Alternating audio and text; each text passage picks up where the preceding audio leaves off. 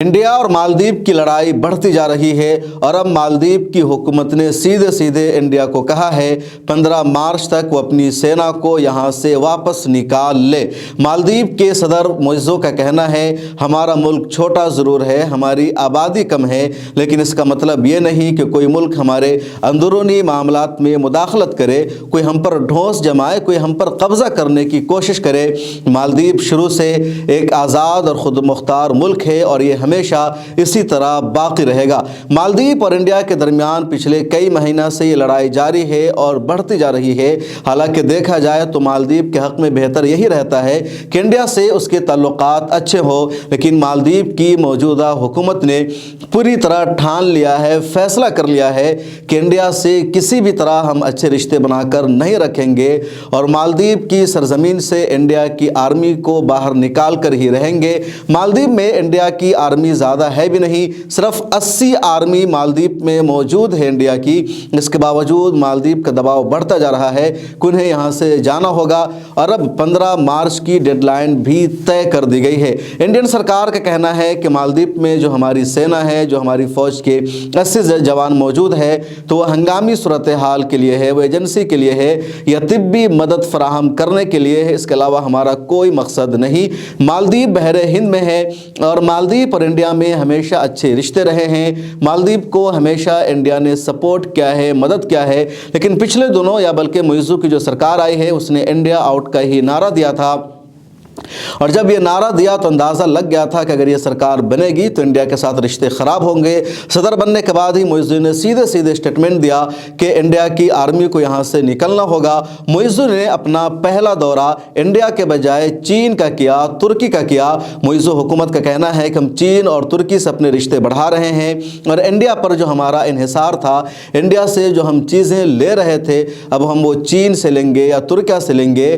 चीन के दौरे में उन्होंने 10 समझौतों पर दस्तखत भी किया है, 10 मुआहदे हुए हैं और कहा यही जा रहा है कि अब इनका पूरा इन्हिसार चीन पर होता जा रहा है। दूसरी तरफ इंडिया की कोशिश है कि मालदीव से अच्छे रिश्ते बने रहें। पिछले दिनों इंडिया के वज़ीर आज़म नरेंद्र मोदी साहब ने लक्षद्वीप का दौरा किया, वहाँ की कुछ तस्वीरें शेयर की और तस्वीरें शेयर करके लोगों को मुतवज्जे किया कि वो लक्षद्वीप जाए, मालदीव ना जाए। घूमने के लिए, खूबसूरती का लुत्फ़ उठाने के लिए, समुंदर के हुस्न से महसूस होने के लिए मालदीव की तरह लक्षद्वीप भी है। बैन सुतूर में इंडिया की तरफ से इशारा भी था कि मालदीव की जो पूरी इकोनॉमी है, पूरी मईशत है, वो टूरिज़म पर टिकी हुई है और सबसे ज़्यादा जो टूरिस्ट मालदीव में जाते हैं वो इंडियंस होते हैं। 2.5 लाख 3 लाख के एवरेज सालाना जाते हैं। तो अगर इतने लोग बायकॉट करते हैं मालदीव का, उसकी जगह लक्षद्वीप जाते हैं, तो मालदीव की जो इकोनॉमी है वो सीधे डाउन हो जाएगी, मालदीव का खसारा होगा, उसकी मईशत पर गहरा असर पड़ेगा। इसलिए वो इंडिया से टक्कर ना ले। उसके बाद बड़े बड़े लोगों ने, बड़ी बड़ी हस्तियों ने, सलमान खान और इस तरह के कई सारे एक्टरों ने भी ट्वीट किया कि लोग लक्षद्वीप जाए, मालदीव ना जाए। किसी ने मालदीव ना जाने की अपील नहीं की, लेकिन ज़रूर लोगों को लक्षद्वीप जाने के लिए कहा। इसी बीच मालदीव के कुछ वज़ीरों ने, उसमें 3 अहम लोगों का नाम आता है, उन्होंने वज़ीर आज़म नरेंद्र मोदी के ख़िलाफ़ टिप्पणी की, मजाक उड़ाया, इंडिया के खिलाफ तबसरा किया, जिसके बाद इंडिया ने भी सख्त रद्द-ए-अमल का इजहार किया। मालदीव की सरकार ने कहा कि हमने उन तीनों को उनके ओहदा से बरतरफ किया है, जिसमें एक नायब वज़ीर ख़ारजा भी शामिल है, मरियम शियानू। और उसके बाद ऐसा लगा, इंडियन मीडिया में भी इस पर बहस हो रही थी, बातचीत की जा रही थी, लोगों का तबसरा आ रहा था कि मालदीव डाउन हो गया है, अब मालदीव इंडिया के खिलाफ उस तरह का कदम नहीं उठाएगा। इंडिया के एतराज़ पर मालदीव ने अपने वज़ीरों को बरतरफ करने का फ़ैसला किया है, इस तरह की खबरें आई थी। और वहाँ के सदर के एडवाइज़र की तरफ से प्रेस कॉन्फ्रेंस करके कहा जाता है 15 मार्च तक इंडिया की सेना को यहाँ से निकलना होगा।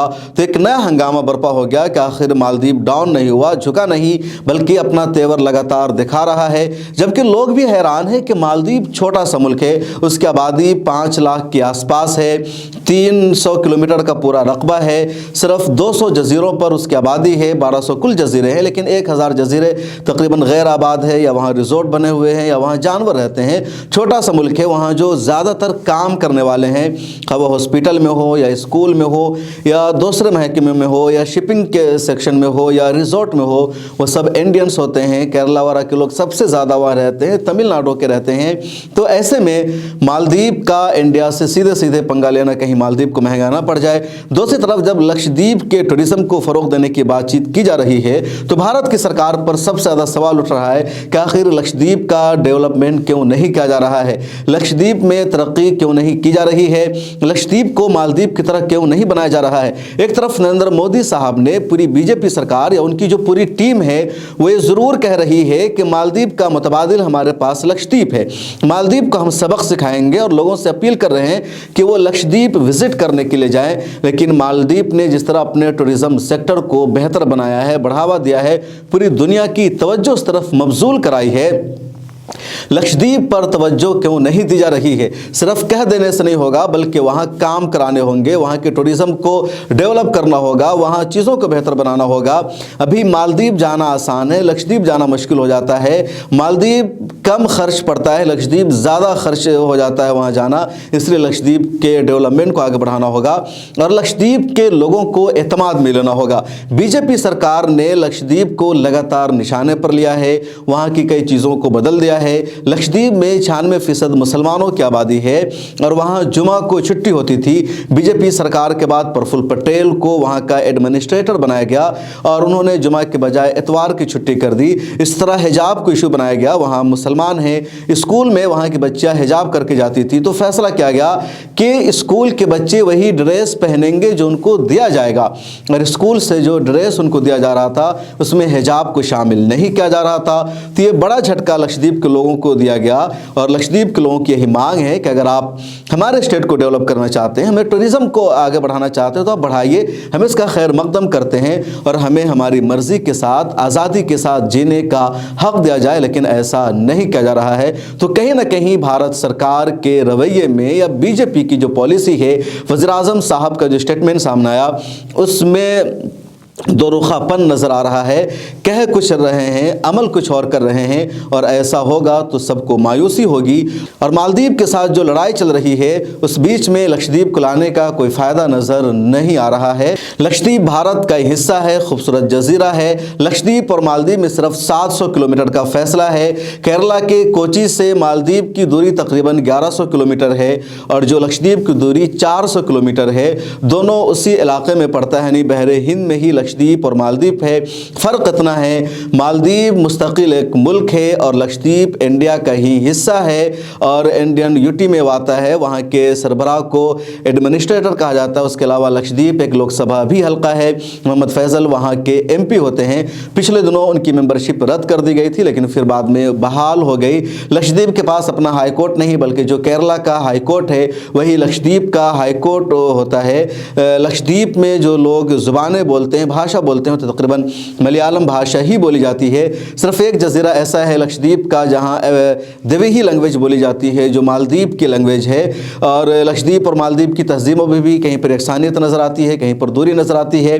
एक ज़माने में इंडिया ने कई मरतबा दावा भी किया कि जो मालदीव है वो इंडिया का ही पार्ट है, लेकिन मालदीव की उस वक्त की हुकूमत ने सख्त एतराज़ किया। उसके बाद फिर इस तरह का दावा सामने नहीं आया।